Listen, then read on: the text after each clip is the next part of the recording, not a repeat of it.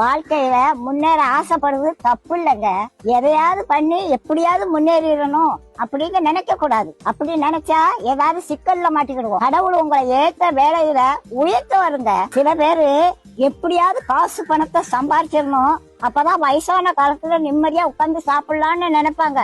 வயசான காலத்துல காசு பணம் எல்லாம் இருக்கும், ஆனா ஒன்னும் அனுபவிக்க முடியாது. பாட்டி வீட்டுல ஒரு எலி ரொம்ப நாளா தொண்டை பண்ணிக்கிட்டு இருந்தது. அதை எப்படியாவது பிடிச்சிடணும்னு கூண்டுக்குள்ள ஒரு தேங்காய் துண்டை குத்தி வச்சேன். ஒரு 9 மணிக்கு சத்தம் கட்டுச்சு, எலி மாட்டிக்கிட்டுச்சு. சரி இருக்கட்டும், காலையில எந்திரிச்சு காட்டு பக்கத்துல கொண்டு திறந்து விடுவோம் அப்படின்னு நினைச்சு தூங்கிட்டேன். காலையில பார்த்தா எலி உள்ளதான் இருந்துச்சு.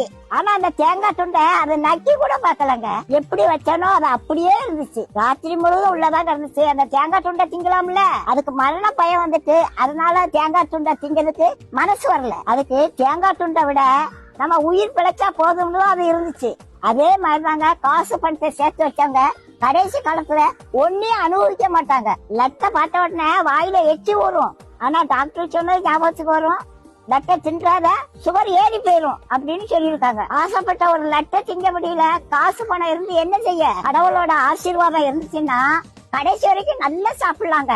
நாளைய தினத்தை குறிச்சு கவலைப்படாதீங்க. அந்தந்த நாளைக்கு அந்தந்த நாளோட பாடு போதுங்க. இன்னைக்கு சாப்பாடு கொடுத்த கடவுள் நாளைக்கு சாப்பாடு கொடுப்பாரு. நீதி நேர்மை உண்மை உத்தமமா மட்டும் வாழுங்க. கடவுள் ஒரு நாளும் உங்களுக்கு ஒரு குறையும் வைக்க மாட்டாங்க. நம்ம எப்படி சம்பாதிக்கோங்கிறத கடவுள் பாத்துக்கிட்டே இருக்காருங்க.